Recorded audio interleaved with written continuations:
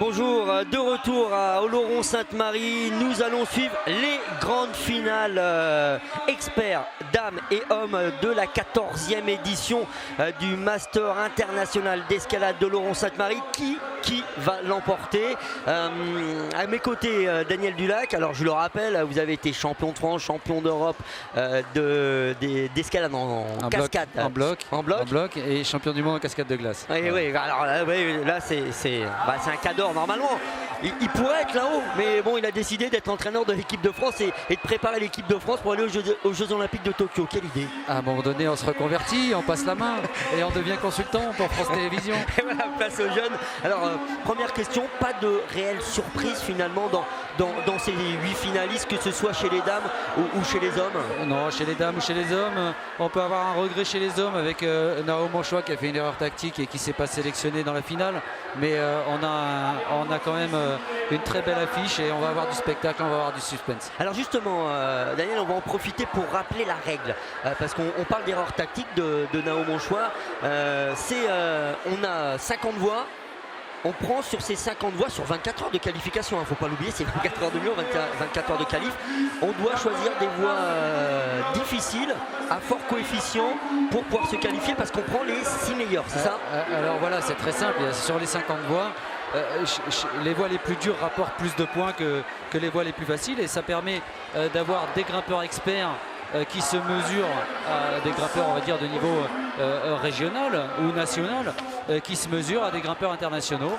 Et là, Nao, il lui a manqué quelques points pour rentrer dans la finale, parce que il a cru que le coefficient, que 5 voix suffisaient pour être les 5 meilleurs résultats suffisait pour être en finale. Il était pris en compte alors qu'en fait il y en avait 6, donc il ne connaissait pas bien le règlement. Pour être un bon compétiteur, il faut connaître le règlement, connaître la règle. Alors c'est vrai que le Master d'Oloron-Sainte-Marie, c'est un petit peu particulier parce que c'est une compétition à part, on l'a dit, c'est un règlement à part, mais là il n'a pas été assez bon sur le plan tactique. Alors 8 finalistes du côté chez les dames, 8 finalistes du côté chez les hommes, et on commence par la première épreuve. Ça va être de réussir à lire les voies. Alors voilà, les grimpeurs ont eu 6 minutes pour lire les voies, les filles et les garçons.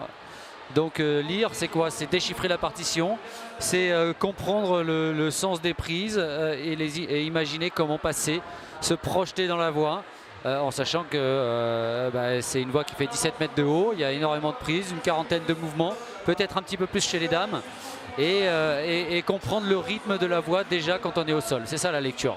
Oui, parce qu'on va avoir un effort de quoi? Entre 4 et 6 minutes à peu près pour gravir, essayer d'aller au top. C'est à peu près ça? Ouais, c'est ça, c'est plutôt autour de 6 minutes. Ouais. Sur un mur qui est assez haut comme ça.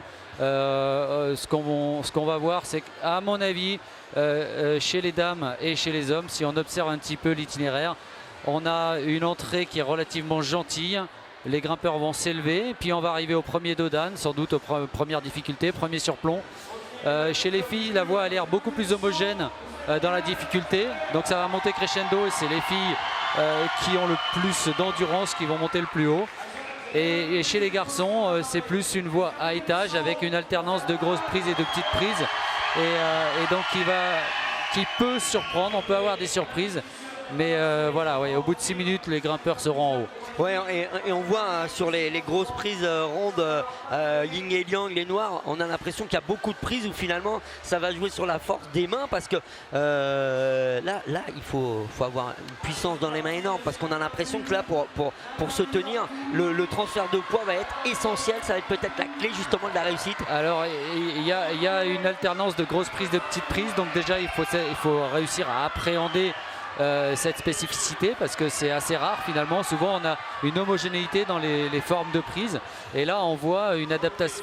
Ça va obliger les grimpeurs à s'adapter, tantôt sur des toutes petites prises, tantôt sur des grosses prises, avec sur les grosses prises des mouvements de compression, des mouvements de transfert, et on voit un itinéraire qui serpente sur le mur de gauche à droite. Donc effectivement les transferts d'appui qui vont être très importants.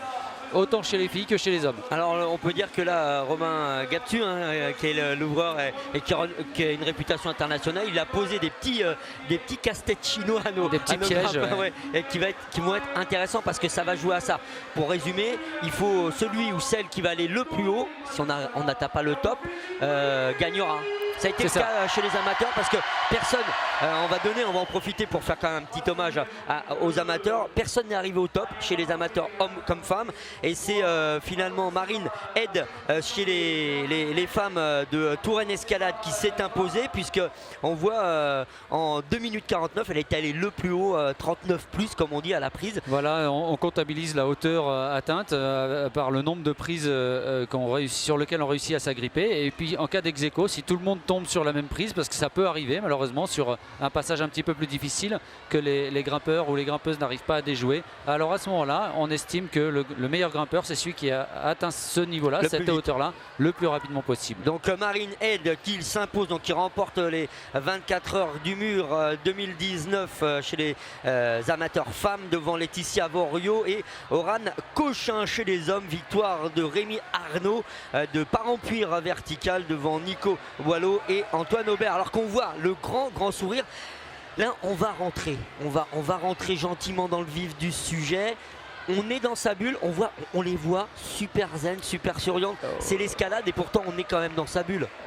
Là on est quand même sur une compétition où personne ne se prend vraiment au sérieux parce qu'il n'y a pas d'enjeu. Bien sûr on a envie de gagner la compétition, il y a quand même un petit peu de prize money, il y a des sponsors qui offrent des jolis lots, et puis quand on s'affiche sur une compétition, effectivement on n'a pas envie d'être dernier, donc tout le monde donne le meilleur de soi-même, mais ici à Oloron on est vraiment dans une ambiance conviviale, une ambiance de jeu où on vient avant tout pour s'amuser. D'ailleurs je crois qu'on va en voir quelques-uns qui sont encore déguisés. Et oui, c'est la tradition à Oloron-Sainte-Marie, il y a du déguisement. Alors tout à l'heure on a eu quelques petits déguisements chez les amateurs pour grimper, mais bon là on va quand même être un petit peu dans le sérieux parce que c'est compliqué, il y a le grand sourire. On va rentrer, voilà, la première à rentrer sur ce praticable, c'est Juliette Pouget, voilà, de Toulouse. Une Toulousaine, pas très loin, région Occitane. Le grand sourire, c'est un petit peu une surprise pour elle de se retrouver dans cette finale, donc c'est pour ça qu'elle est très souriante. En 2, la numéro 2 à rentrer, donc on part en fait en l'ordre inverse des qualifications. Voilà, donc on a là la 8e, la 7e, donc la 7e c'était Léna Gros-Piron. Et puis Roxane Durand de Cagnes. Ensuite on va voir venir et voir rentrer Mathilde Bessira qui a quand même réussi. Elle était 9e aux alentours de 10h ce matin. Elle a fait des grosses voies, des gros coefficients. Et Mathilde Bessira qui a gagné à 3 reprises ces 24 heures du mur s'est qualifiée pour la grande finale. Et là ça lui fait plaisir parce qu'on voit le grand sourire. Elle est contente d'être là. Effectivement elle s'est rattrapée sur la fin du temps imparti. Elles avaient 24 heures pour avoir le maximum de points.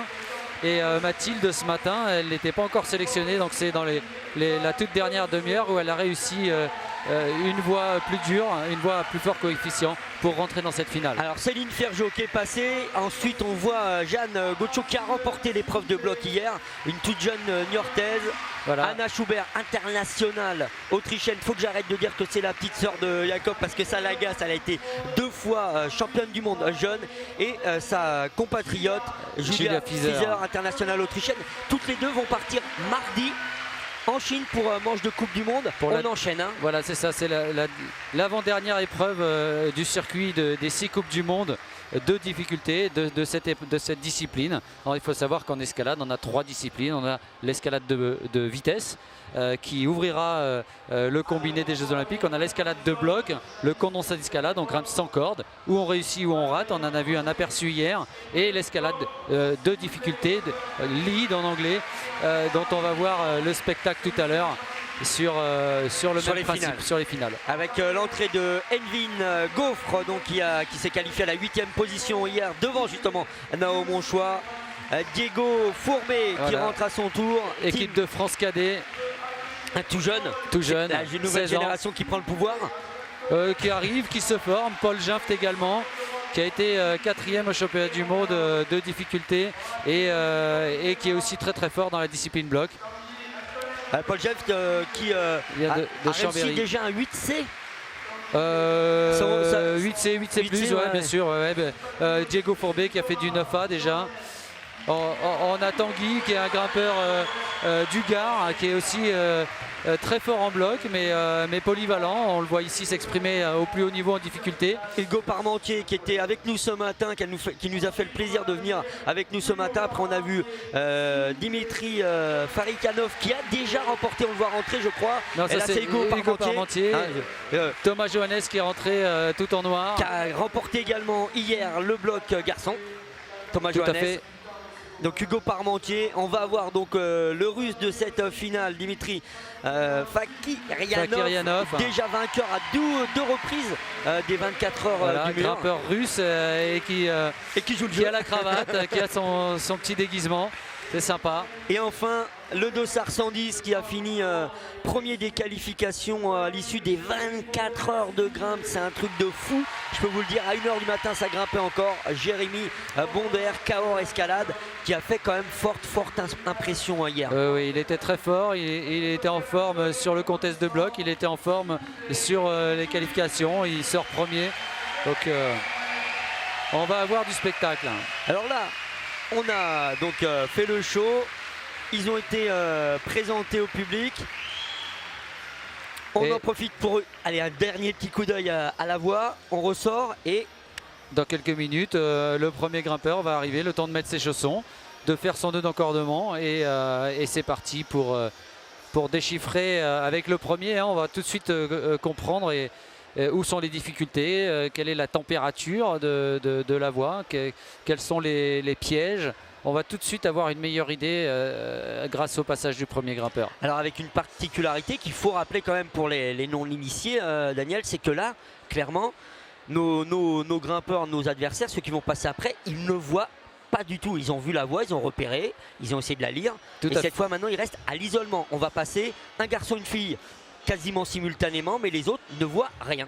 Voilà, tout à fait Pascal, on va alterner une fille, un garçon et les grimpeurs sont effectivement enfermés dans une zone d'isolement, ils n'ont aucun contact avec le public, ils n'ont pas de moyen de communication avec l'extérieur, tous les téléphones, les iPads, tout est bloqué, voilà, il y a un brouilleur d'ondes, non, on laisse son téléphone, hein, c'est le règlement, avant de rentrer en zone d'isolement et ensuite on doit mémoriser les prises lors de la phase de lecture pour avoir une idée. On peut faire de la visualisation mentale, se projeter dans la voie pour optimiser effectivement chaque mètre, les mousquetonnages, les prises, les phases, le rythme de la voie, les phases où il faut accélérer, où il faut s'engager sur des mouvements de jeté parce qu'on va en voir des mouvements de jeté, des mouvements...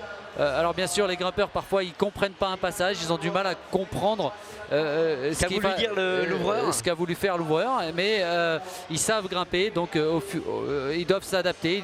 On prévoit pendant la lecture mais il faut aussi savoir s'adapter pendant l'escalade. Ouais, ce qui est intéressant c'est qu'on voit quand même, bon, on n'est pas encore dans un TQO, on n'est pas dans les qualifs olympiques hein, pour Tokyo, on a une bonne ambiance mais on sent quand même que allez, si on regarde bien, à 2-3 détails, il y a des petits rituels. Voilà, on est rentré dans un switch quand même un peu plus compétition. Là, on est en finale. On est en finale, effectivement. On voit les grimpeurs qui ont tout de suite des rituels de préparation.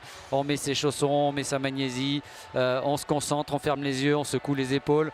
On fait de la respiration ventrale, bref, parce qu'il y a quand même du stress, hein, évidemment. Hein. Avec un petit mur, un petit pan de mur qui est là pour. Voilà. Là, on est clairement pour s'échauffer. Hein, les images qu'on voit actuellement, il faut le préciser, ce sont les images de la zone d'isolement où on voit les grimpeurs s'exercer sur un petit mur pour se réchauffer les doigts et rentrer progressivement dans la finale parce que dans quelques minutes, ils vont être au pied du mur, au sens propre comme au sens figuré. Et ben, au pied du mur, yes, c'est parti. Avec ce me semble la première Juliette Pouget, voilà.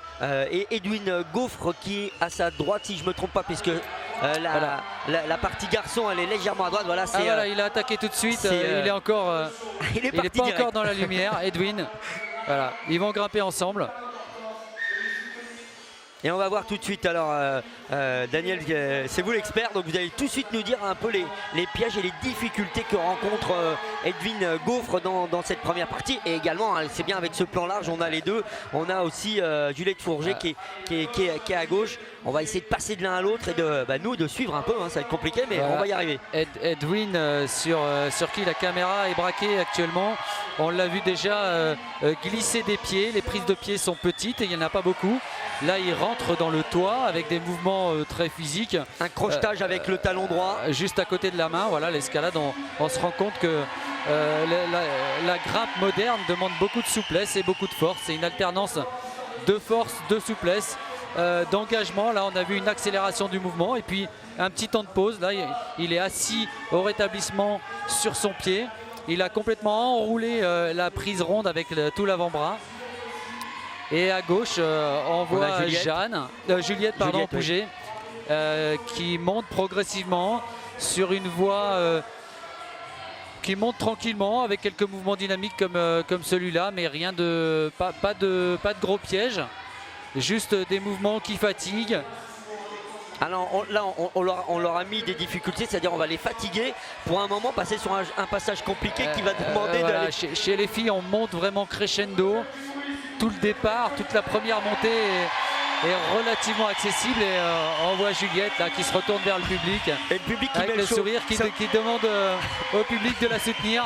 Et ça aussi, alors il ne faut pas qu'elle perde sa concentration, j'espère que elle va revenir maintenant dans la voie. Et ça c'est quand même aussi typique des 24 heures, quoi qu'on dise, c'est que le public il est chaud bouillant, il est dans une salle qui est faite pour ça et qui tout à fait. il pousse le grimpeur. Là on voit Edwin qui arrive sur un passage difficile, de toutes petites prises. Là il a la corde malheureusement qui n'est pas du bon côté, non ça passe, un jeté et là les prises sont rondes, on a l'impression qu'il n'y a aucun moyen de s'accrocher. Et Juliette qui arrive sur la soucoupe volante. Oui. Et voilà, c'est assez original. C'est impressionnant. On voit un module de prise, une soucoupe volante qui bouge. Alors elle risque pas de tomber, elle est très bien accrochée, mais ça rajoute de la difficulté. Ouais, allez, alors c'est la chute pour Edwige. Edwin Gaufre qui a chuté donc sur justement ces prises rondes. Et là on reste sur Juliette Pouget qui va passer. Oh là là, c'est compliqué, elle tire là et elle redemande au public de la soutenir. Alors comment elle va sortir de cette soucoupe volante? Bah là elle s'en est plutôt pas mal sortie. Il fallait faire le tour par la gauche ou par la droite de la soucoupe en se crochetant avec les pointes des pieds et les mains pour rester agrippé. Peut-être qu'on verra une fille qui passera différemment avec des mouvements sans les pieds comme maintenant. Alors là je pense qu'elle arrive dans un passage difficile. On voit les prises qui deviennent plus petites, moins crochetantes, plus plates. Elle est vraiment dans un toit. Il va falloir envoyer probablement les pieds de l'autre côté pour faire des crochets de talon. Ah voilà. Alors elle avait décidé, si je ne me trompe pas Daniel, elle avait décidé de partir en no-foot comme on dit, sans l'aide des pieds. Est-ce que ce serait pour vous la bonne solution ou pas? Je pense que là, elle n'a pas su passer d'une partie du toit, la partie de la soucoupe où il y avait vraiment des prises très crochetantes, à une autre partie, le rétablissement est toujours en traversée avec des techniques de pied, de crochet de talon.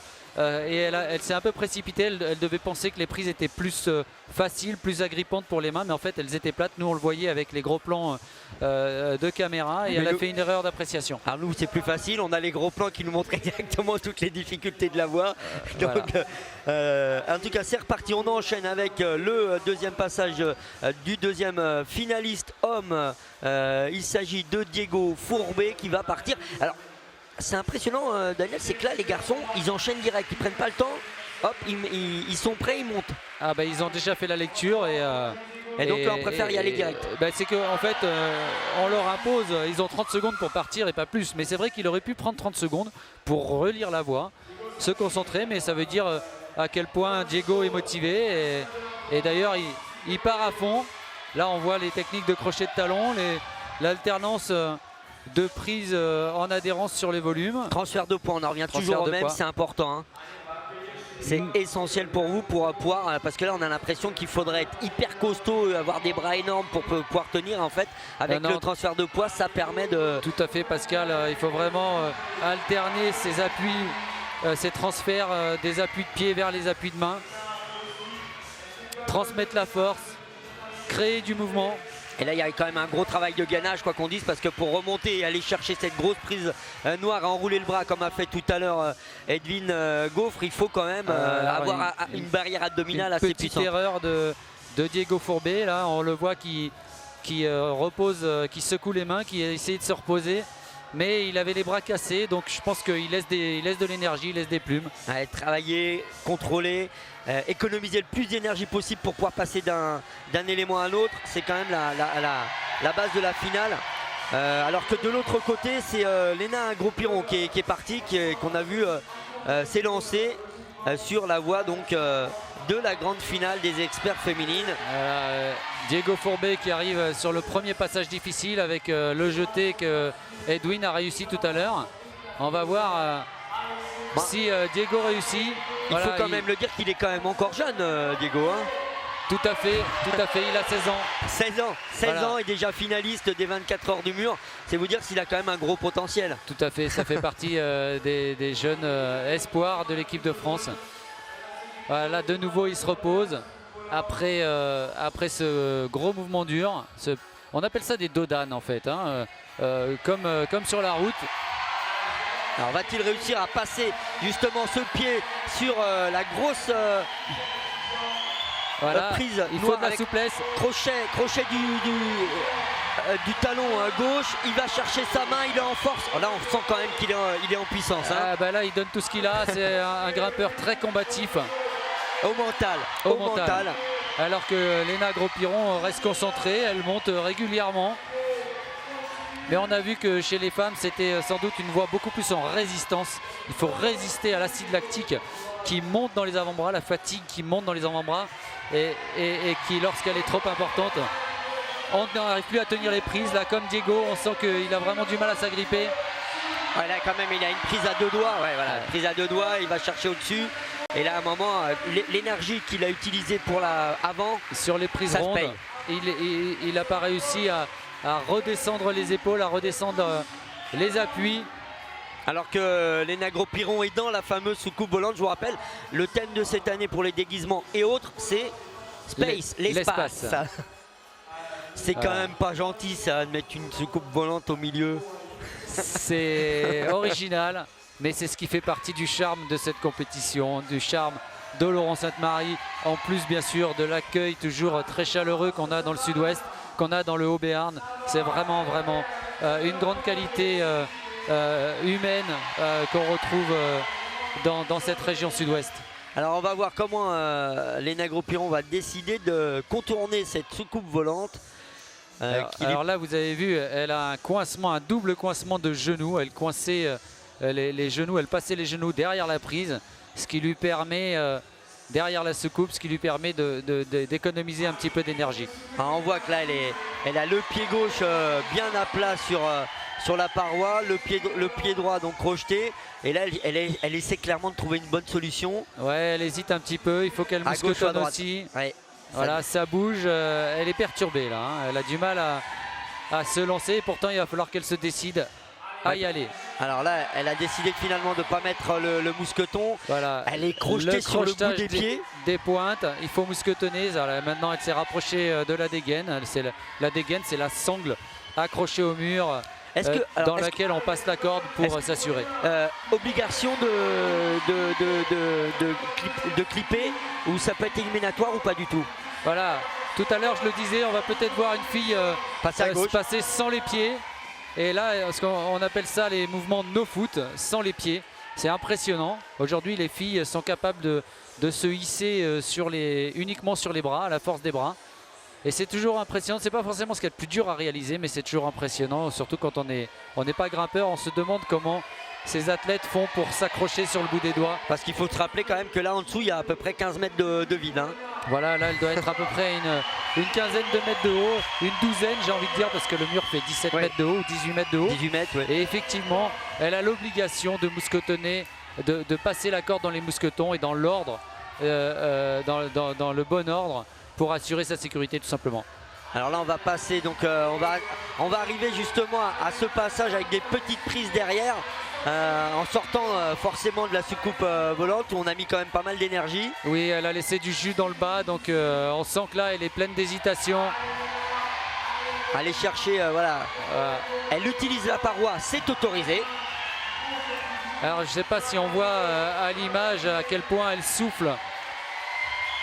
Mais elle mousquetonne, c'est bon signe quand même. Ça veut dire qu'elle en a encore, elle a encore du jus. Elle a encore de l'énergie. Là, elle redescend, elle observe. Alors comment va-t-elle réussir elle va pas faire d'erreur. Elle a fait tout de suite le croisé, le travail sur les pieds, les crochets de pointe. Voilà. Il faut qu'elle aille doucement sur ce plat. Alors là, cette prise plate, voilà ce que je disais, envoyer les pieds de l'autre côté. Allez doucement. Allez, ça va passer pour Léna Gros-Piron.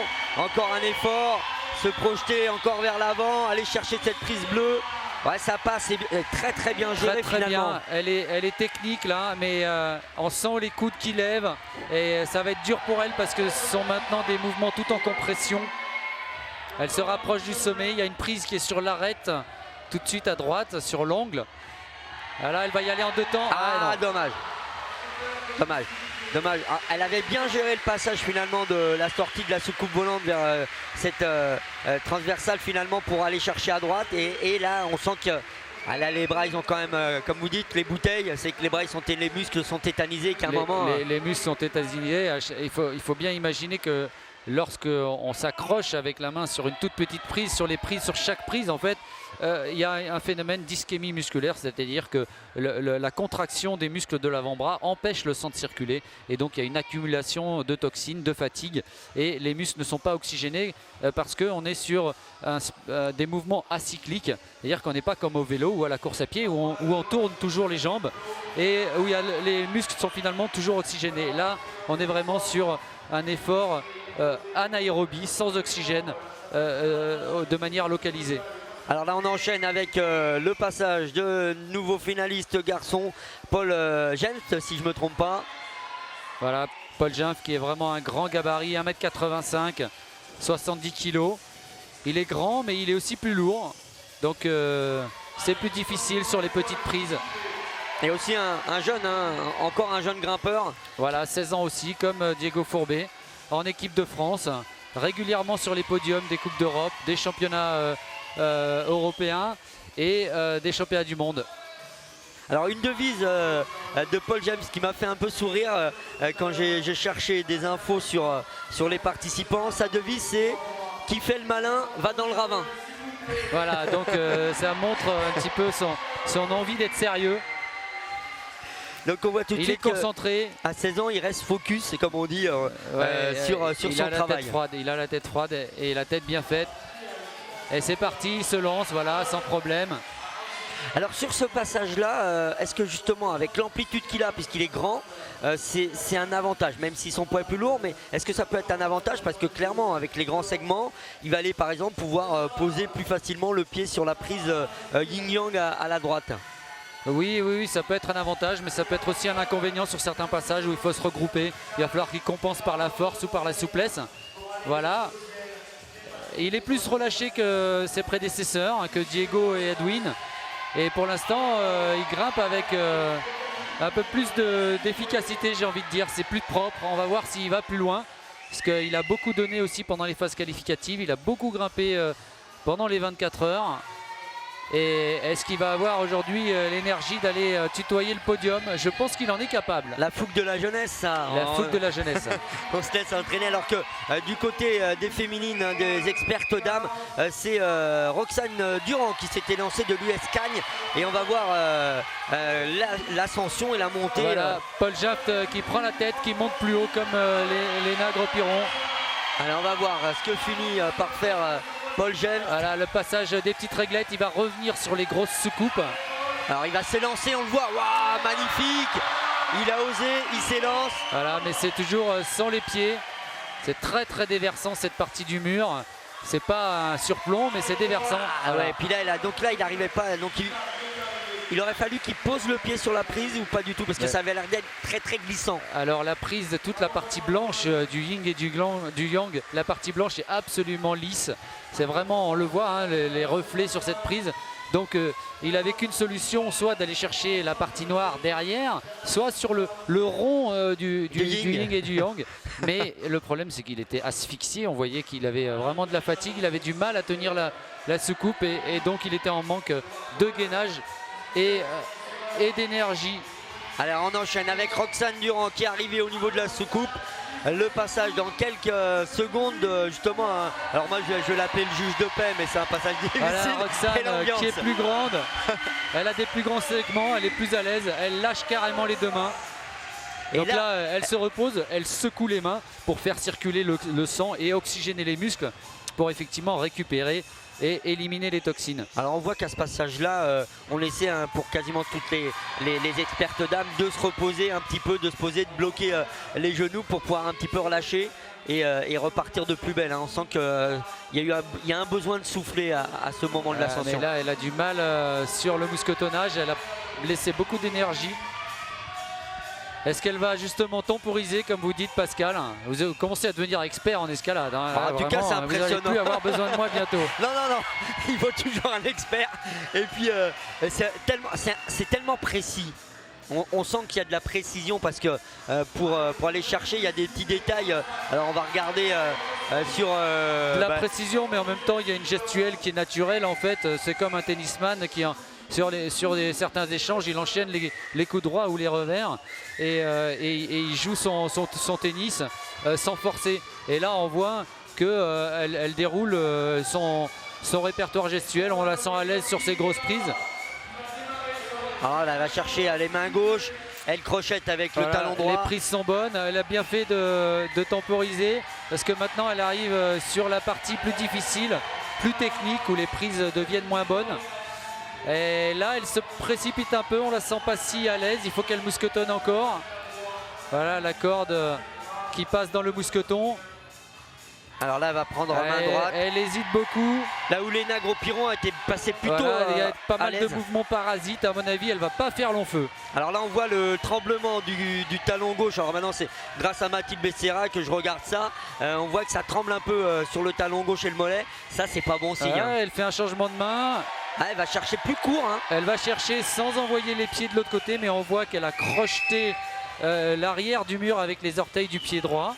Donc elle garde une position stable. Elle est embêtée avec la corde. Ouais, elle avait fait un peu des nœuds, voilà. Elle se retourne.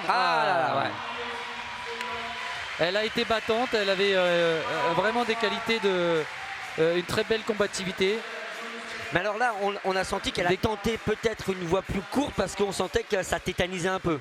Alors ça tétanisait un peu, effectivement, elle perdait un petit peu de lucidité contrairement à Léna Gros-Piron qui elle a été plus calme, même si elle était aussi dans le dur. On l'a vu avec du relâchement envoyer les pieds de l'autre côté et franchir ce passage avec plus de facilité. Et effectivement, Léna y allait plus haut. Et là, on enchaîne encore une fois avec un nouveau concurrent. Et cette fois, c'est Tanguy Mérard. Un peu la surprise du chef, Rock'n'Puff. Donc, près de... On a cherché ça, vous m'avez poussé à chercher l'information. Oui, parce que je ne me rappelais plus d'où était ce club. Rock'n'Puff, c'est un club du Gard, un petit village qui s'est doté, qui a construit un gymnase et comme ici, dans la halle de Laurent Sainte-Marie, a construit un mur pour les élèves. Voilà, il s'est lancé sans problème, très à l'aise sur ses mouvements dynamiques parce que évidemment, moi je connaissais Tanguy parce qu'il est en équipe de France de bloc. Il a d'énormes qualités de bloqueur, mais aussi de grimpeur de difficulté. On va voir comment il va s'en sortir. Alors, c'est pas tout à fait le même gabarit que Paul. Beaucoup plus petit, voilà. Mais on le sent aussi puissant, à l'aise. Et on va voir si Son Goku, parce que c'est un peu le déguisement, il va réussir à se sortir de ses pièges. En tout cas, pour l'instant, ça passe plutôt pas mal. Ça passe pas mal, mais il a été mis en difficulté. Il a laissé du jus, à mon avis. Il aura du mal à aller tout en haut. Là, on voit les coudes qui se lèvent. Alors, il observe. Il a réussi à retendre le bras pour ne pas être en flexion sur le biceps. Ah, le croisé, c'est pas mal, ça. Ah, dommage. Voilà. Il me semblait qu'il était entamé. Exactement comme Roxane. C'est un détail, dès que le coude se lève, ça clairement, on sent que c'est de la fatigue et du coup, c'est un grimpeur qui a pris, qui a usé beaucoup de cartouches pour déjà monter jusque là. Exactement. Pas besoin d'être si expert que ça finalement pour comprendre l'activité escalade. On voit tout de suite ça fait 48 les heures. mouvements difficiles. On voit tout de suite, non, mais je pense que certains téléspectateurs sont peut-être devant leur poste de télévision et voient pour la première fois de l'escalade. Mais le suspense, c'est très simple, hein. Plus on monte haut dans cette discipline, meilleur on est. Alors qu'on enchaîne avec Mathilde Becerra, donc, qui nous a fait le plaisir d'être avec nous hier matin. Mathilde Becerra, je vous rappelle, hein, c'est 3 victoires aux 24 heures du mur. Qualification difficile, mais là, tout est remis à zéro. Hein. C'est celui qui arrive le plus haut qui gagne. Tout à fait, tout est remis, c'est un nouveau classement, c'est une nouvelle chance. Alors évidemment, s'il y a des ex-aequo, on va revenir sur le chrono. Et si le chrono est encore ex-aequo, on reviendra sans doute sur le classement des qualifications. Alors Mathilde qui va arriver justement sur toute proche de la soucoupe. Alors comment va-t-elle s'en sortir? Mathilde, elle aime bien les petites prises, elle m'a dit. Elle nous a dit hier, petite prise avec beaucoup de force dans les doigts. Oui, et là elle est servie. Justement, il n'y a aucune petite prise, elle est vraiment sur des grosses prises, des prises plates. Donc c'est pas son style préféré. En revanche, elle a du métier et je pense qu'elle va savoir garder son calme. Voilà le passage sur la soucoupe où on l'a sentie un petit peu hésitante. Et le show encore une fois avec le public qui supporte Mathilde Becerra. Voilà, on la voit souffler, se reposer, observer la suite. Ouais, là on sent qu'il y a 28 ans, il y a de l'expérience, il y a des manches de Coupe du Monde, il y a des championnats de France. Des années de sélection en équipe de France, chez les jeunes d'abord et puis chez les seniors. Et un autre grimpeur expérimenté, Thomas Johannes, qui a déjà aussi été vainqueur sur les 24 heures du mur d'Oloron. Un grimpeur qui a été blessé cette année, un petit peu, qui n'a pas pu participer et briller sur les Coupes du Monde. Ouais, qui a gagné, je vous rappelle, l'épreuve de bloc hier en début de soirée. Voilà, qui a l'air très en forme. Et qui a un morphotype particulier, Thomas, parce qu'il est costaud. Ouais, c'est vraiment un grimpeur qui aime l'entraînement, qui aime l'entraînement physique et la préparation physique. Il fait beaucoup de traction et ça se voit au diamètre de ses biceps. Oui, clairement. Et on voit hein, là le passage de la soucoupe pour... Voilà, il se lance. Mathilde qui se lance aussi après un long repos. Dans le passage de la soucoupe, mais elle revient, elle hésite. Voilà, Mathilde hésite sur la voie à prendre à gauche ou à droite. C'est perturbant de grimper sur un module spatial, une soucoupe volante qui bouge. C'est nouveau, on n'a pas l'habitude de s'entraîner sur ce genre de support. Et Thomas Johannes qui est très relâché. Alors voilà, là, crochette. Ça y est. Mathilde Becerra qui a trouvé... Alors c'est la première à passer à gauche pour l'instant, si je ne me trompe pas. C'est la première à faire un crochet de talon. Les autres filles sont passées soit no foot, soit avec les crochets de pointe. Mais elle traîne et là elle est quand même le corps à l'horizontale, donc elle laisse de l'énergie sans pour autant avancer. Ouais, on sent que c'est cette soucoupe là, c'est une partie qui l'embête, clairement.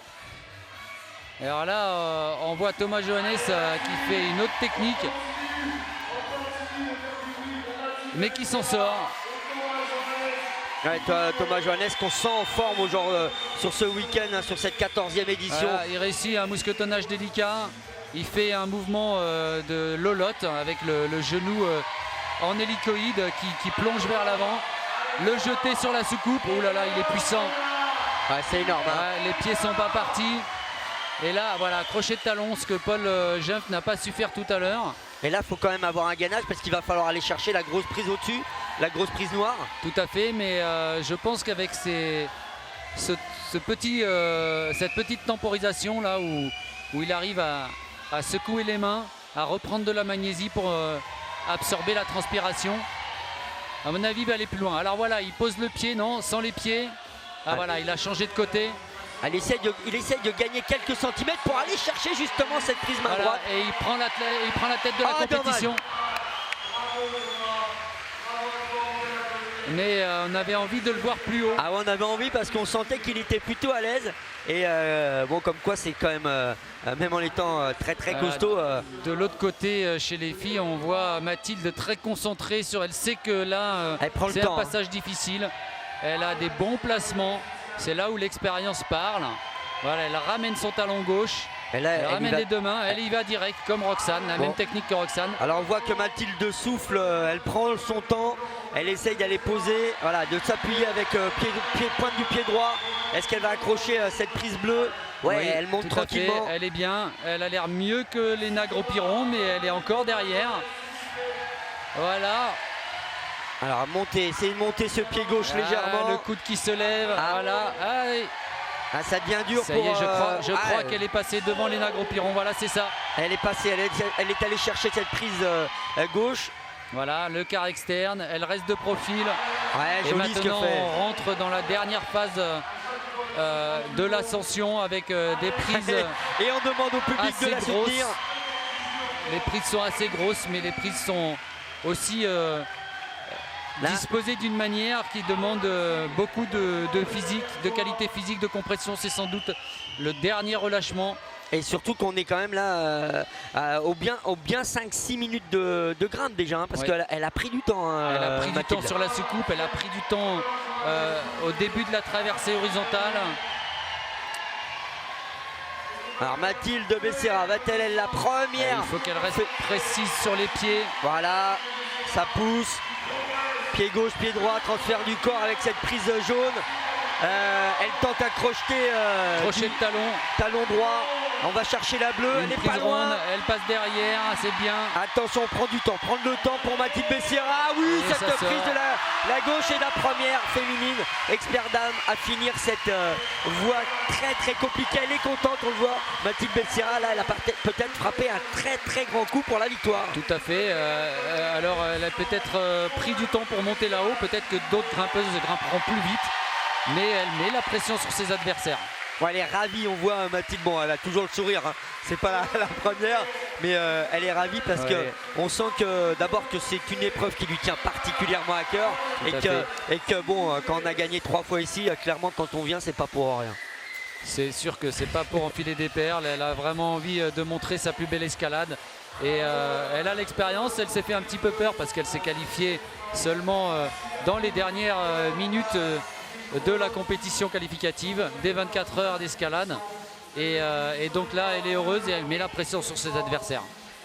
Alors quand on est à l'isolement et qu'on entend des clameurs comme ça, on sait que l'adversaire elle est passée, ça met la pression, il y a un peu un jeu un point intox. Évidemment hein. C'est souvent difficile de passer en dernier parce qu'on sait qu'on n'a pas le droit à l'erreur. Et néanmoins, il ne faut pas se laisser impressionner par les performances des autres parce que c'est avant tout contre soi-même qu'on se bagarre et c'est sur le mur qu'il faut faire la différence. Comme Hugo Parmentier en ce moment même, donc qui était avec nous ce matin. Hugo Parmentier. Hugo qui nous fait une autre technique. Voilà, il a envoyé les pieds en premier. Il souffle un go là, on sent qu'il respire, il essaye d'oxygéner un maximum. Hein. Voilà, il essaie d'optimiser au maximum sa respiration pour retarder le lactique qui monte dans les avant-bras. Alors comment va-t-il se sortir de ce piège? Voilà, là il relance la main gauche. Il croise exactement comme Tanguy Mérard. Et là il relance, il remet du rythme. Il y a le mousquetonnage. Il est pas mal Hugo, il est pas mal. Il disait qu'il aimait bien justement cette particularité de casser les rythmes, de se dire à un moment temporiser, puis après un moment j'enchaîne plusieurs mouvements pour pouvoir être le mieux possible et jouer la partition des voies qu'on lui proposait. Ouais, tout à fait. Hugo, c'est un grimpeur qui a de l'expérience et qui a cette capacité à accélérer vraiment fort. Voilà, là il trouve la même position que Thomas Johannes.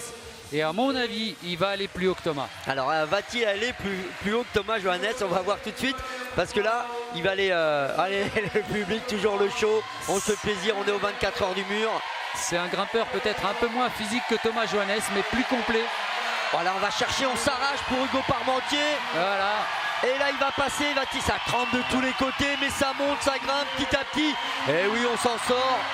Pour Hugo Parmentier, on va encore crocheter talon gauche. Et là, de nouveau, une position de relâchement. Il va récupérer un peu d'énergie, il va pouvoir mousquetonner. Et donc, ça va être le premier grimpeur sur ces prises roses. Et cette dernière section qui va nous amener jusqu'au bac final. Parce qu'après, pour faire les deux prises à droite, voilà, on a l'impression que c'est plus simple, mais ça a l'air très très compliqué en fait. C'est toujours compliqué. Parce qu'on est en léger dévers, donc on est plutôt vers la pente, hein, vers le mine. Léger dévers, on est plutôt sur un dévers à 25 ou 30 degrés, oui, donc c'est un gros dévers. Un gros dévers en fait, ah oui, parce que en fait là, je regarde, je lève la tête, comme tous les spectateurs, et ça tue un peu les perspectives. Et donc là pour l'instant, pour Hugo Parmentier, ça passe croisé super bien. de toutes petites prises, il faut qu'il remonte le pied.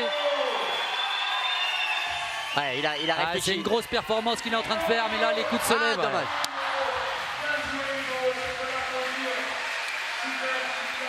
Dommage pour Hugo Parmentier, mais qui a fait un gros passage. Voilà, il tombe à trois mouvements de la prise finale, de la réussite, à 3 mouvements du Graal. Parce que les grimpeurs sont des éternels insatisfaits. Tant qu'ils n'ont pas réussi à atteindre le sommet d'une voie, eh ben, ils ne sont pas contents. Ouais, on le voit sourire. Il sourit, il s'est bien battu, mais évidemment... on sent que c'est quand même compliqué, hein, que c'était une voie difficile de chez difficile. Alors pour l'instant, du côté des dames, évidemment, on l'a vu, Mathilde Becerra qui est arrivée jusqu'au top. Et là, on enchaîne avec donc Céline Ferjot. Céline Ferjot, une candidate redoutable. Beaucoup de métiers dans l'escalade. Alors c'est une grimpeuse de niveau national, elle n'a jamais fait de Coupe du Monde, mais elle est toujours présente dans les phases finales de championnat de France ou de Coupe de France. Alors comment va se sortir Céline Ferjot de cette soucoupe qui pose quand même beaucoup de problèmes, qui a posé beaucoup de problèmes à Mathilde Becerra, qui a su s'en sortir avec de la patience clairement. Là, elle est plutôt tranquille, hein, Céline Ferjot. Voilà, elle a pris le risque de se balancer et de faire bouger la soucoupe, mais elle s'en sort plutôt pas mal. Alors ça, c'est du gain d'énergie évidemment. Après, reste ce passage compliqué avec les prises bleues, puis le passage derrière le mur qui a posé tant de problèmes à toutes les concurrentes, à part, on en revient toujours même à Mathilde Becerra qui s'en est sortie. Alors ce serait drôle de la voir là complètement s'allonger sur la soucoupe. Est-ce qu'elle va le faire? Ouais, on voit que Céline Ferjot, elle cherche la voie, elle réfléchit, elle temporise. Ouais, on voit qu'elle a passé toute la jambe au-dessus de la soucoupe. Et en plus, elle la bloque comme ça, la soucoupe bouge plus. Quelque part, elle verrouille la soucoupe.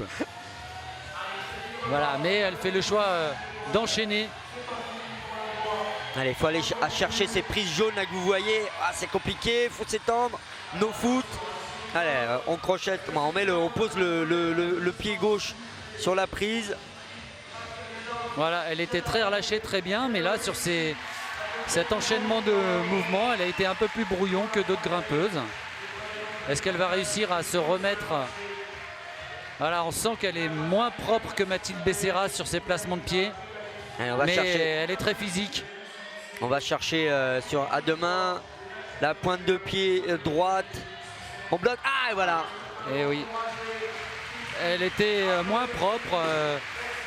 On a senti qu'elle était moins patiente finalement. Moins patiente, elle avait une escalade. Alors on pourrait dire que c'est pas parce qu'on a une escalade esthétique qu'on est performant, mais je crois que quand on est capable de produire des beaux gestes, on économise de l'énergie et ça veut dire qu'on a une meilleure technique. La fluidité, ça reste un élément révélateur d'une bonne escalade. Tout à fait, le beau geste sportif qui était très important dans les sports antiques. D'ailleurs, c'était un des critères, la beauté du corps, la beauté du geste était un des critères très importants dans les sports antiques. Aujourd'hui, c'est moins mis en valeur, c'est le chronomètre, c'est l'efficacité avant tout. Mais quand on a un beau geste, on s'aperçoit qu'on est aussi plus économe et plus posé. Et en escalade, c'est très vrai, très juste. Alors avec donc notre finaliste russe de cette finale des 14e édition des 24 heures du mur, Dimitri Fakiryanov, donc déjà vainqueur à 2 reprises des 24 heures du mur. Alors je cherchais parce que peut-être j'ai un doute sur l'année dernière. On se demandait si c'était lui ou pas qui avait gagné. J'ai pas trouvé, je vous avoue. Donc il faudrait revérifier. Je sais qu'il l'a gagné 2 fois et s'il a gagné l'année dernière, ce serait la 3e fois. Mais bon, on vérifiera. Toujours est-il qu'on est en édition de 2019 et on a l'impression que c'est pas la même école. Ah non, l'école russe, c'est l'école de la résistance. Ouais, ça grimpe pas comme les membres de l'équipe de France jeunes ou autres ou seniors qu'on a vu passer avant. Il a une escalade un peu old school et on le voit là hésiter avant de se lancer.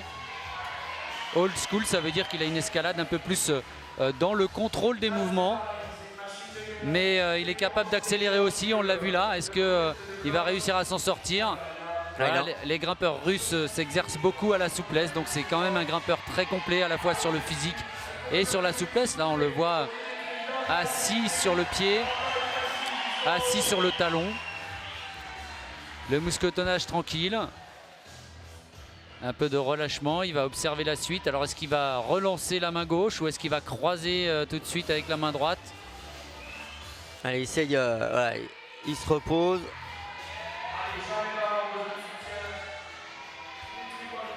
Dimitri Fakiryanov.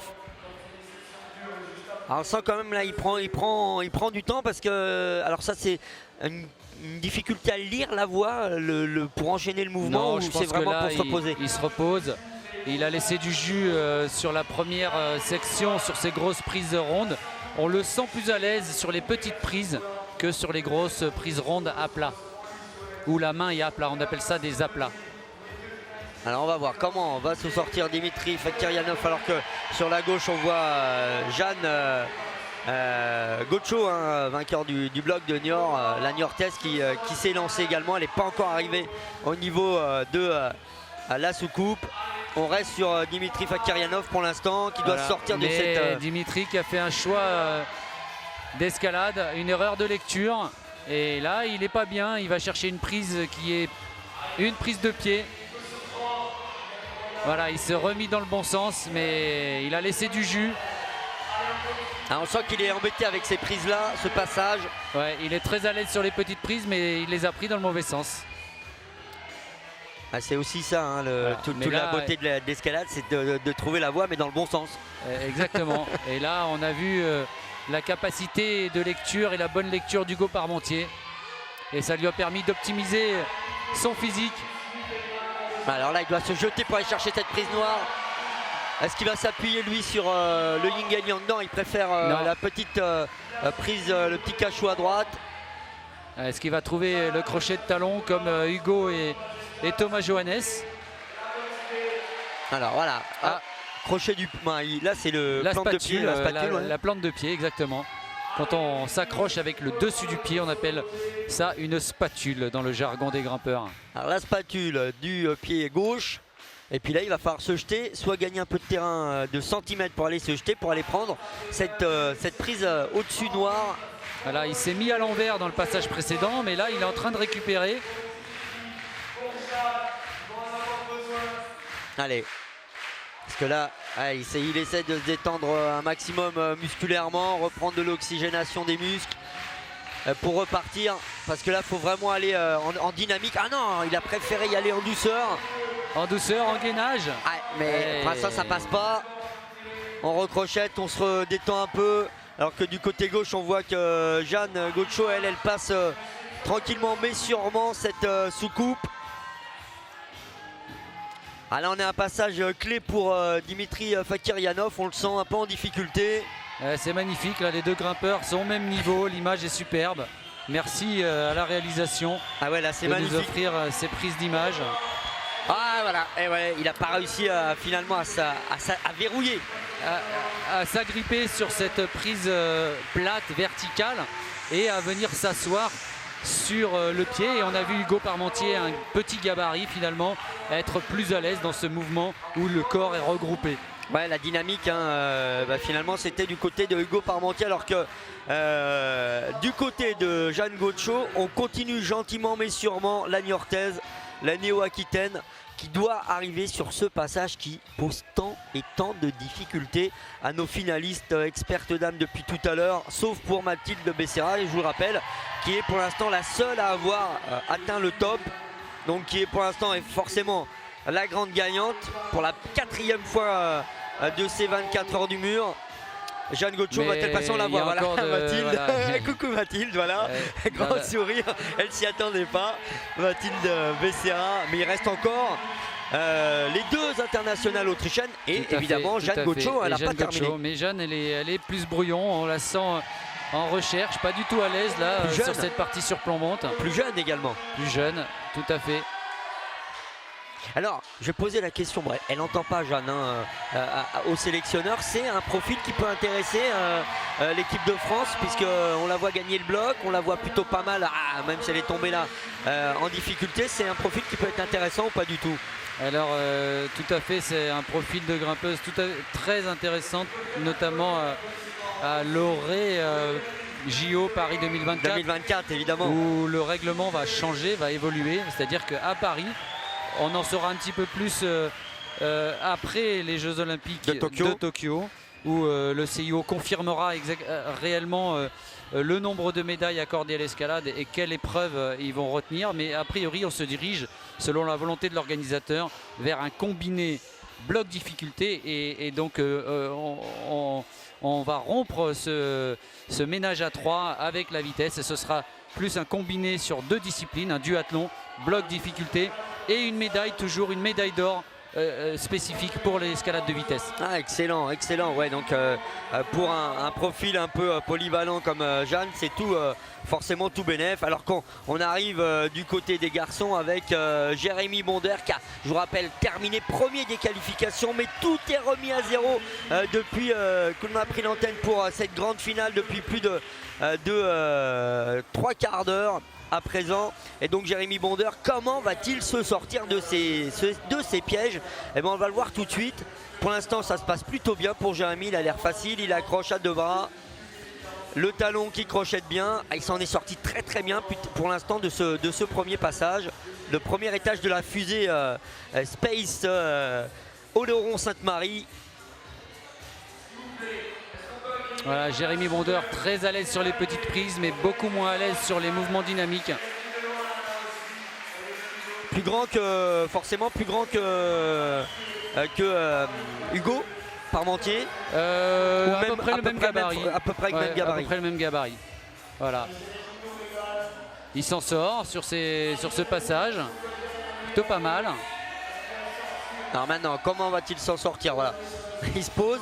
Et là on voit que les appuis c'est vraiment toutes les parties du corps, parce que Jérémy Bonder il en profite pour se bloquer même avec le haut du torse, le visage, la tête, on se détend. Voilà, il s'appuie en fait, il cherche à être le plus proche possible du mur pour avoir le poids du corps au maximum sur son talon, sur son appui de pied. Alors que de l'autre côté, on la verra dans quelques instants, peut-être comme tout à l'heure avec le plan entre la soucoupe volante et puis nos grosses prises noires. On a Anna Schubert, 2 fois championne du monde chez les jeunes, 23 ans, internationale autrichienne. La première des 2 internationales autrichiennes qui vont disputer cette finale. Elle a terminé 2e des qualifications. Anna Schubert, et donc voilà, on la verra dans quelques qui est dans secondes. La partie plutôt tranquille de la voie, c'est la marche d'approche, ça monte crescendo chez les filles, alors que chez les garçons on voit une voie avec beaucoup plus de rythme, beaucoup plus d'intensité et de phase d'intensité et de phase de repos. Alors attention, très à l'aise sur les petites prises.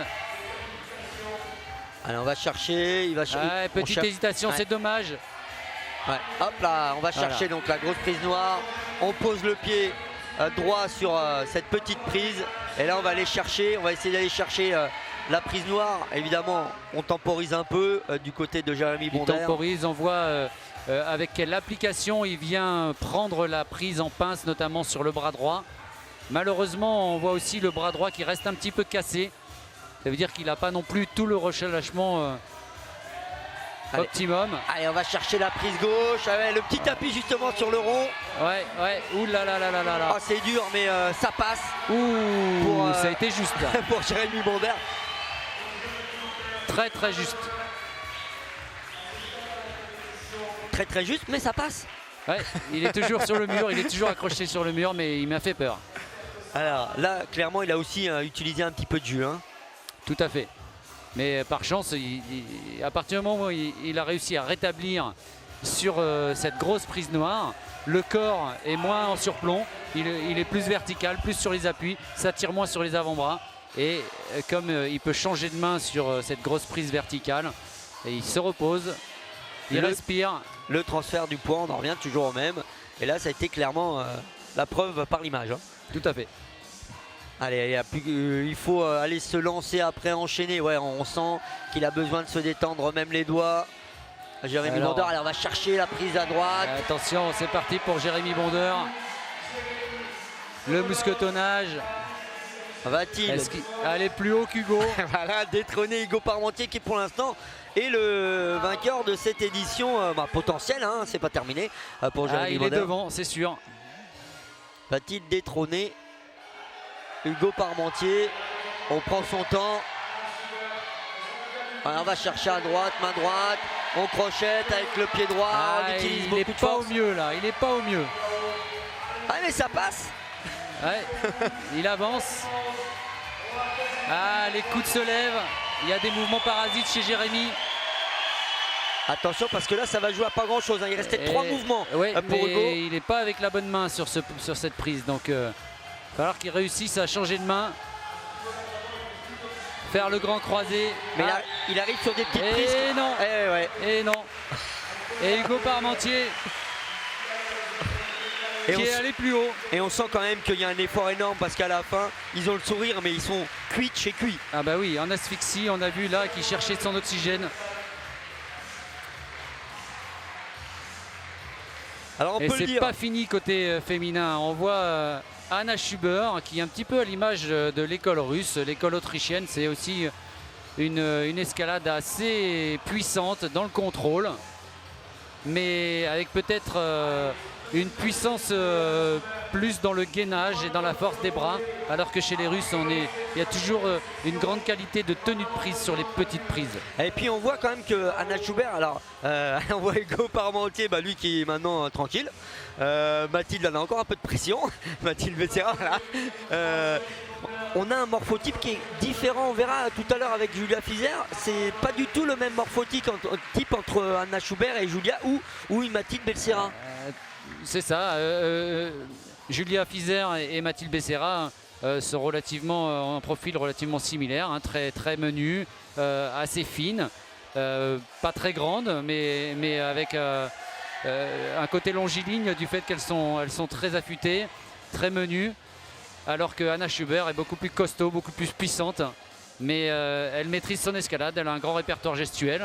On le voit là sur la précision de ses placements, de ses crochets de talon. Et on va voir le passage compliqué. Alors là elle cherche, on sent qu'elle cherche encore sa voie. Elle a décidé. Elle secoue les bras, elle secoue les mains, elle est entamée, elle a du mal à sortir du toit. Allez on va voir, allez, sans les pieds. Voilà la qualité des crochets de talon, la qualité technique de ses placements de pieds, de mains. On va clipper et essayer d'enchaîner avec ces prises jaunes. Le croisé.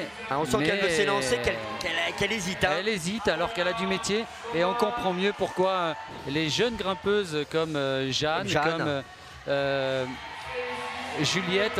Juliette Pouget ont eu du mal à passer cette difficulté-là. Hein, parce que là, on est quand même avec une grimpeuse qui a l'habitude de faire des manches de Coupe du Monde. Hein, Anna Schubert, c'est pas la première venue. Pas que des manches, des finales et des podiums. Et des podiums, 23 ans. Et là, elle a du mal à s'en sortir. Anna Schubert, c'est un peu en force, hein, on peut le dire. Alors, va-t-elle se sortir de cette prise-là? Elle est très motivée, elle n'a pas envie de lâcher, mais il va falloir qu'elle réussisse à garder son calme. Là, elle va puiser loin dans l'effort. Hein. Alors là, maintenant, il faut qu'elle se stabilise. Ouais, là, on sent que les doigts, ils ont du mal à tenir la prise. On n'est pas loin de la rupture du côté On d'Anna n'est pas loin Schubert. de la rupture, elle est moins précise dans ses placements. Mais elle passe devant Léna Gros-Piron. Oui, puis le problème, c'est que Mathilde, elle a mis du temps. Oui, mais Mathilde est sortie. Et pour égaler la performance de Mathilde et éventuellement être départagée au chrono, il faut qu'elle sorte la voie. Il faut qu'elle sorte la voie. Voilà, il reste... Ah là, bah voilà, c'est réglé. Alors, il restera plus qu'une seule concurrente, Mathilde Becerra. C'est la question. Voilà. Va-t-elle remporter sa 4e victoire en 24 heures du mur? Julia Fizer, internationale autrichienne, clairement, elle va essayer de la détrôner.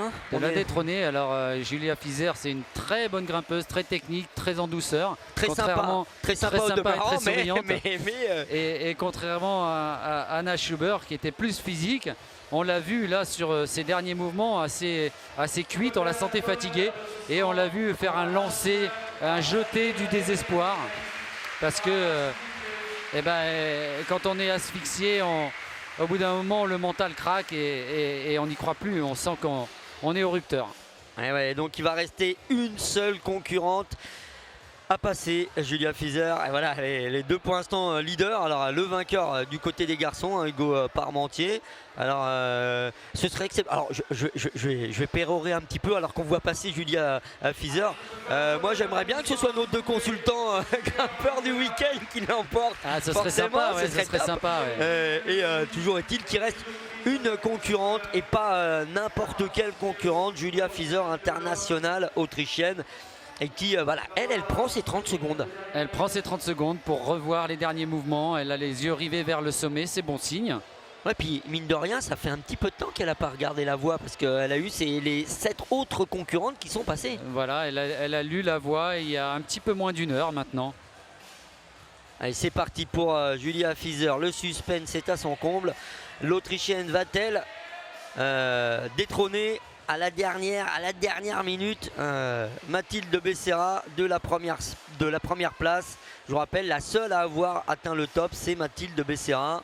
Et maintenant, voilà, pour remporter l'épreuve, il faut non seulement qu'elle arrive en haut de la voie, mais qu'elle y arrive plus rapidement que Mathilde Becerra. Alors je vous rappelle quand même que Julia Fizer a terminé première des qualifications. On a tout remis à plat, mais bon, c'est quand même un signe. Ça veut dire que ce week-end, elle est très très forte, Julia Fizer. Et le public est évidemment très fair-play, c'est ça aussi le monde de l'escalade. Encouragera autant Julia Fizer qu'elle a encouragé Mathilde Becerra. Parce que c'est une grimpeuse très forte, elle a une très belle escalade. On la voit avec beaucoup de relâchement, beaucoup de précision, de technique. Donc c'est un vrai spectacle, c'est un bonheur. Alors on va voir ça. Pour l'instant, on va dire que allez, on n'est pas encore dans le dur, même si on monte crescendo. C'est comme en musique, crescendo. On monte crescendo, il y a beaucoup effectivement d'analogies avec la musique. Et on déchiffre la partition, on monte crescendo. On fait ses gammes. Voilà. Allez, passage pour l'instant. Ouais, un grand croisé, mais elle est à l'aise. C'est la marche d'approche. On sent qu'elle est à l'aise pour l'instant, Julia Fizer, même si elle prend le temps, avec le public toujours souriant qui regarde la dernière concurrente, la dernière finaliste, tenter de décrocher le Graal du week-end, la gagne, la victoire des 24 heures du mur. Tout à fait. Ça nous ferait deux beaux vainqueurs si Mathilde gagne et si Hugo Parmentier reste premier. Et je serais particulièrement heureux pour Hugo Parmentier qui arborait la marque Petzl, un des sponsors de la compétition, on l'a vu. Mais on peut être que fier d'avoir des partenaires de cette qualité-là. Parce que c'est un des fabricants de matériel d'escalade, un des leaders mondiaux. Et c'est un fabricant français, alors un petit cocorico quand même, parce que ça fait plaisir de voir des marques françaises, de voir l'industrie, le savoir-faire français qui est aussi représenté à tous les niveaux. Le Made in France et un vainqueur pour l'instant, en tout cas pour les gars et pour les hommes, c'est sûr, un vainqueur français, alors que Julia Fizer, elle aussi, a fait le show. C'est sa première participation avec Anna Schubert aux 24 heures du mur. Et elles ont dit qu'elles étaient ravies. Elles ont adoré évidemment l'ambiance avec les bandas hier. Et elles disaient qu'elles allaient revenir forcément. Une autre année, alors peut-être pas l'année prochaine, quoique ça sera en sortie de Tokyo. Pourquoi pas. mais toujours est-il qu'elles ont adoré, elles ont trouvé l'esprit exceptionnel et donc elles veulent évidemment marquer le coup, être sur le podium et évidemment plus si affinité. On arrive au passage compliqué pour Julia Fizer. Pour l'instant, elle se promène, hein. Elle est vraiment bien, à l'aise, elle a beaucoup moins d'hésitation que toutes ses autres concurrentes. Ouais, on la sent très costaud. Voilà, son escalade est fluide, il n'y a pas de temps d'arrêt. Donc finalement, elle économise de l'énergie. Ouais, on la sent bien, Julia Fizer,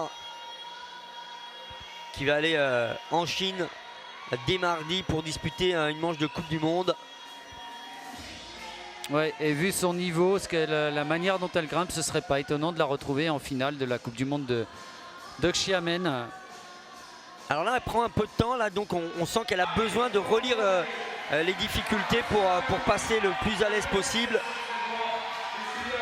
Ouais, mais c'est fort, hein, c'est costaud ce qu'elle fait, Julia Fizer, jusqu'à présent. Pas d'hésitation, pas d'erreur. Elle envoie les pieds côté droit. Elle est bien placée sur la prise, elle peut bien s'enrouler, passer en force, attraper la prise au bon endroit. Ouais, le pied est fort, pointe de pied droit, voilà, toujours bloque. Bien équilibré. Et ça lui permet de reprendre de la magnésie, d'être relâché. Et là où les autres grimpeuses étaient tout en compression, tout en crispation. Alors elle est très souple, c'était peut-être pas le meilleur déplacement juste avant, mais elle s'en sort bien. Alors j'ai pas lancé le chronomètre, mais à vue d'œil, elle est allée plus vite que Mathilde. Voilà, elle fait pas d'erreur sur ses placements, elle va bien enrouler sur ses prises plates. Là on sent qu'elle cherche un peu le meilleur positionnement de son pied. Voilà. Elle clip.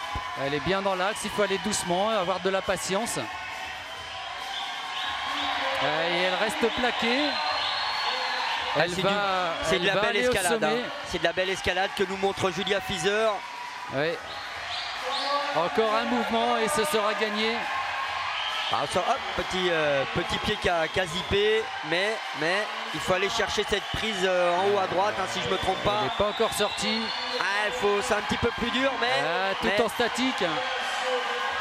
Ah là. Oh, dernier et mouvement. La surprise, voilà. Oh, dernier mouvement, une prise qui nous paraissait plus facile et pourtant là peut-être qu'elle n'avait pas montré l'impression d'être dans le dur et puis cette prise elle a lâché. En fait ces 5 derniers mouvements, elle était jusqu'à présent, jusqu'aux 5 derniers mouvements qu'elle a effectués, elle avait l'air très à l'aise et puis sur ces 5 derniers mouvements elle n'a pas bien trouvé, elle n'a pas trouvé des placements idéaux et ça lui a coûté. Alors on peut donc ça lui a coûté la victoire. On peut annoncer finalement la victoire de Hugo Parmentier chez les messieurs. Et la victoire historique, la 4e victoire pour Mathilde Becerra. En 14 éditions, c'est vous dire si elle a fait quand même un bel exploit, Mathilde Becerra. 14 éditions des 24 heures du mur et 4 fois gagnante de ces 24 heures. C'est vous dire que c'est quand même très très fort. C'est magnifique. Ouais, c'est très très beau ce qu'a fait Mathilde Becerra. La seule à avoir quand même atteint le top aujourd'hui pour les filles. Et victoire de Hugo Parmentier chez les garçons. Alors forcément c'était du beau, de la belle escalade qu'on vous a fait vivre, qu'on vous a offert tout ce week-end sur Noah, la chaîne de tous les sports. Merci Daniel pour ces commentaires précis de chez Précis. Merci beaucoup Pascal. Et puis que peut-on vous souhaiter pour l'équipe de France pour Tokyo? Le mot de Cambronne? Évidemment, on est des chercheurs d'or, donc on rêve d'or. Mais ça va être dur pour l'équipe de France parce qu'en face de nous, on a de sacrés challengers chez les Autrichiens, chez les Slovènes. Donc ça va être très difficile. Et les Japonais, bien sûr. Eh bien, voilà. Rendez-vous Tokyo 2020 pour l'équipe de France d'escalade. Et nous, on se donne rendez-vous mercredi pour du foot avec le Variété Club et du basket avec le premier match de Coupe d'Europe de Basketland Mont-de-Marsan contre une équipe espagnole. À mercredi. Bye bye. À bientôt.